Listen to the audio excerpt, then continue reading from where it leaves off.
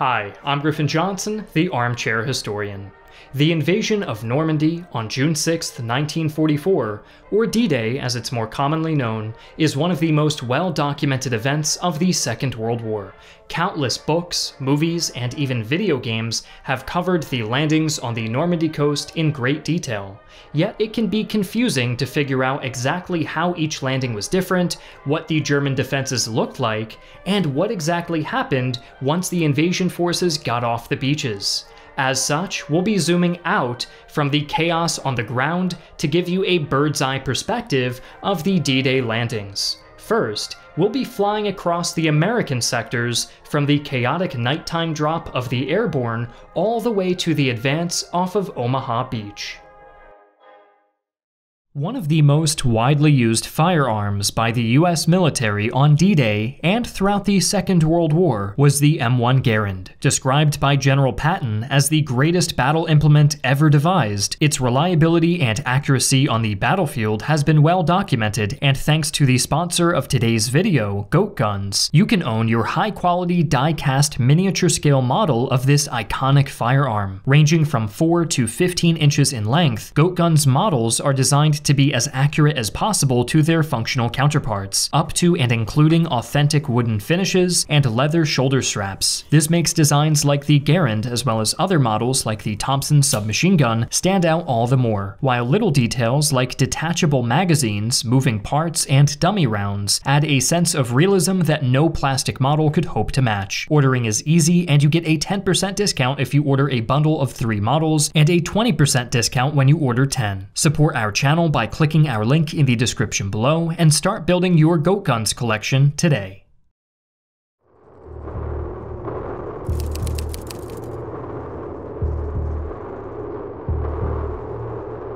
The invasion of Normandy, codenamed Operation Overlord, commenced in the late hours of June 5, 1944, as an armada of C-47 transport planes carrying the American 101st and 82nd Airborne Divisions made its way toward the Cotentin Peninsula.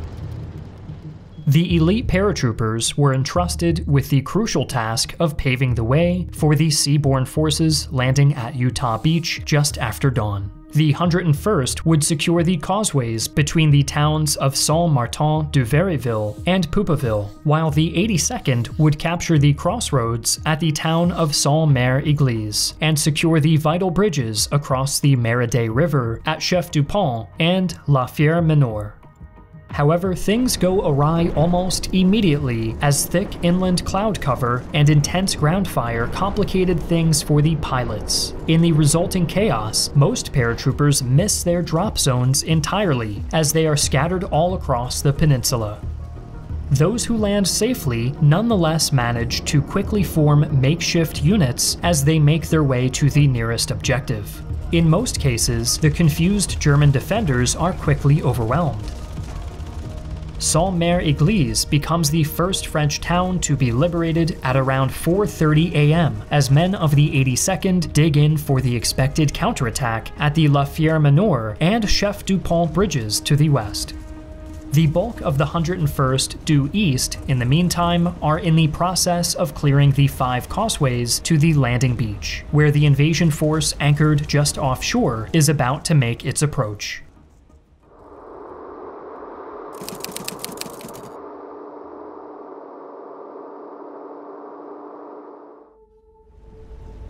The fleet's target was a 5-kilometer stretch of flat sandy beach just east of the airborne drop zones, codenamed Utah Beach. On board of the invasion fleet were the men of the 4th Infantry Division. Their objective was to establish a beachhead approximately 5 kilometers wide and 8 kilometers deep, with the ultimate goal to isolate the Cotentin Peninsula and capture the deep water port of Cherbourg. The first step in achieving this objective would be to break through the defensive position of the German 709th Static Infantry Division before advancing inland on the 5 main road exits. Besides flooding the nearby farm fields, the defenders had littered Utah Beach with 3 lines of obstacles, consisting of steel spikes and mined wooden posts, as well as an array of anti-tank obstacles. The Utah sector was covered by 9 resistance nests, or Widerstandsnesten, which were manned by platoon-strength garrisons totaling about 700 troops. At 5:50, the fleet commences its bombardment of known German positions along the coast. Meanwhile, 270 bombers close in to further soften up the German strongpoints. However, hindered by poor visibility and anxious not to hit the invasion force, few pilots managed to hit their targets. At 6:30 hours, the first wave of 20 landing craft carrying part of the 8th Regiment approaches the beach's 2 sectors, Uncle Red and Tear Green. They are supposed to have landed behind a vanguard of Amphibious DD or duplex drive tanks of the 70th Tank Battalion. The 70th's tanks, however, are struggling to advance in the face of heavy headwinds and wade ashore late around 6:45 a.m. Luckily for the infantry, German resistance is lighter than expected, and besides some small arms fire, most casualties on the beach fall victim to artillery fire and mines. As it turns out, the strong swell that morning pulled the landing craft a mile or 1.5 kilometers southward to a sector less well defended than the previously designated landing site. Despite this good fortune, incoming artillery fire covering the various beach exits continues to cause casualties and hamper the advance throughout the early morning hours. A few miles inland, paratroopers of the 101st Airborne Division resolve the issue as they conduct a set of daring assaults to silence the German batteries at Oldie and Brecourt Manor. With these guns neutralized, the men of the 4th Infantry Division manage to overrun the remaining German beach defenses, and by 8:30 hours are ready to begin their advance up the causeways. Around noon, men of the 8th Regiment make contact with elements of the 101st Airborne Division at Poupeville. Further inland at Saint-Marie-du-Mont, the regiment's 3rd Battalion prepares for a battle but finds the town already liberated by troopers of the 506th Parachute Infantry Regiment, who had cleared it in close quarters fighting earlier that day. The swift and mostly painless advance of the 8th Regiment is finally ordered to a halt at the end of the day at the crossroads at Les Fauges, some 10 kilometers inland. Meanwhile, men from the 12th and 22nd Regiments, landing in follow-up waves, move to secure the northern and northwestern flanks of the beachhead until they too penetrate around 10 kilometers into German-held territory. By the end of the day, the Utah operation had been a success. The 4th Infantry Division had achieved nearly all of its objectives in return for just 197 casualties, a number far lower than had been anticipated.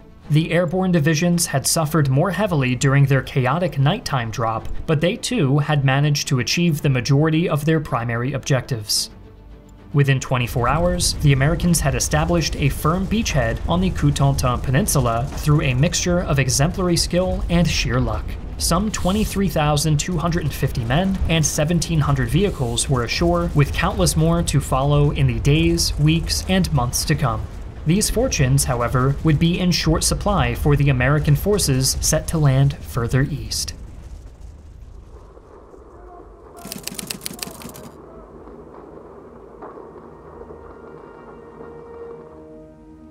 About 15 kilometers to the east of Utah Beach, a group of 225 elite soldiers from the 2nd Ranger Battalion, under the command of Lieutenant Colonel James Rudder, are headed towards the protruding cliffs of the Pointe du Hoc. The Rangers were entrusted with the daunting task of scaling the 30-meter-high cliffs to prevent its artillery battery from pummeling the American invasion beaches.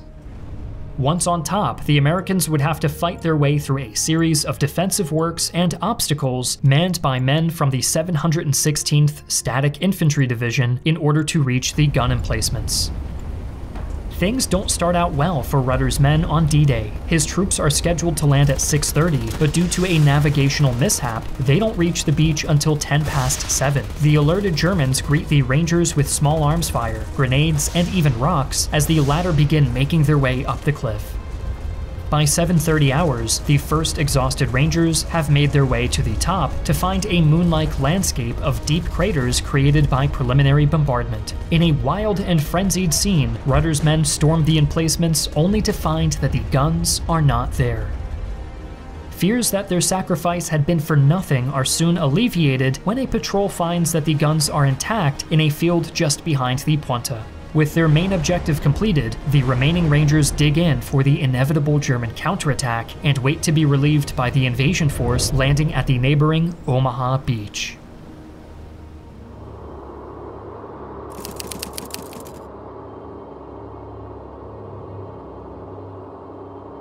The western end of Omaha Beach lay just about 6 kilometers to the east of Pointe du Hoc and stretched all the way from the area around Vieryville-sur-Mer to the cliffs near Colleyville-sur-Mer, some 8 kilometers to the east. The most prominent characteristic of this wide and mostly sandy beach was a series of bluffs which offered a commanding view over the coastline. 5 natural draws between the bluffs offered the only exits off the beach for vehicles and heavy ordnance. The Germans were well aware of the potential for a landing in the Omaha sector, and had constructed an intricate web of obstacles and resistance nests to cover the approaches to the draws. The beach itself had been littered with obstacles of all kinds. Soldiers disembarking in the shallows would first have to traverse an array of mined stakes and iron frames, as well as hedgehog anti-tank obstacles. Barbed wire covered the seawall and dunes further on, while the draws were blocked off by minefields and concrete walls, as well as remote-controlled flamethrowers. Furthermore, in order for soldiers in most sectors to even reach the draws, they would have to cross the shelf, which was a roughly football field-sized gap of open ground between the seawall and the base of the bluffs. But to even get to that point, the Americans would have to brave a deadly and sophisticated set of resistance nests. Most of these strongpoints were hidden from sight, camouflaged and placed at an angle to protect them from enemy fire. The slight curve of the coastline also meant that resistance nests on both the eastern and western edges of the beach could provide interlocking fields of fire across the landing ground. 3 additional resistance nests were positioned behind the bluffs should the invaders manage to break through. In total, the resistance nests in the Omaha sector were composed of 8 big gun emplacements, 35 pillboxes, 18 anti-tank guns, and 85 machine gun nests. Being the largest and the most well-defended of the 2 American beaches, Allied Command had assigned both the 29th Infantry Division as well as the veteran 1st Infantry Division to secure the bluffs by 7:30 hours, link up with the British forces advancing from Gold Beach at Port-en-Besson, and securing an overall beachhead 26 kilometers wide and 8 kilometers deep. At 5:55 hours, the preliminary air and naval bombardment begins, pounding the German positions, but once again the bomber pilots delay too long and end up missing their target entirely. With the German defenses still intact, the first wave begins to make its approach at 6:30. Some landing craft are hit as they close in on the beach, and many soldiers are cut down. To make matters worse, almost all of the DD tanks that were supposed to land ahead of the infantry have floundered in the rough channel waters after having been launched far too early at 5.5 kilometers from the shore. Within minutes, Companies A and F of the 116th Infantry Regiment landing at Dog Green and Dog Red are virtually wiped out. However, not every sector of Omaha is as well defended. At Dog White, G Company reaches the base of the beach within 4 minutes of landing, while at Fox Red, at the far eastern end of Omaha, men from the 16th Regiment make use of the cliffs in that sector to shield themselves from enemy fire. At around 8 o'clock, a group of men under command of General Norman Cota in the Dog White sector manage to blow a hole in the barbed wire in the Dog White sector and advance up the steep bluffs to take out WN-70, before moving on to clear the Vieryville draw. To the east, in the Fox sector, a group of soldiers led by Lieutenant Jimmy W. Monteith similarly managed to fight their way up the exit and take out WN-60. The majority of the troops near the draws are, however, still hopelessly pinned down, and their sectors quickly become congested with the arrival of subsequent waves. To make matters worse, the incoming tide begins to shallow the wounded and the dead, while slowly reducing the size of the beach even further. Sensing catastrophe, a group of US Navy destroyers brave enemy fire as they move in as close as 800 meters from the shoreline. With their direct fire support, 8 German gun emplacements are knocked out, providing enough of an opening for the ground troops to recontinue their advance up the bluffs. With the German defenses now being breached in several sectors, the tide begins to turn in the Americans' favor. The assault teams on the bluffs quickly swing west and east to flank the remaining German positions, while the other groups advance on the towns of Vierville and Colleyville-sur-Mer.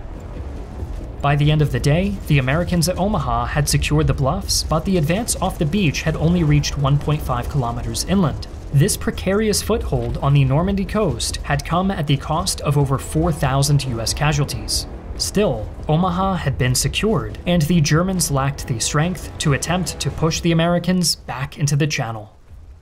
By nightfall of June 6, 1944, it was clear that the American landings had succeeded. Despite the initial chaos of the US airborne landings, the efforts at Utah Beach had been nothing short of an astounding success. Omaha Beach, on the other hand, had veered dangerously close to catastrophe, yet here too the Americans had ultimately established a firm foothold that was only to expand in the days and weeks to come. However, relative success in the American sectors did not equate to the success of D-Day as a whole.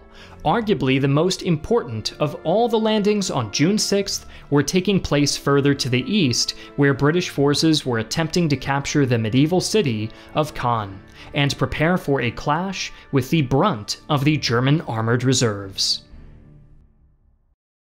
Special thanks again to the sponsor of today's video, Goat Guns. Support our channel by clicking our link in the description below and start building your Goat Guns collection today.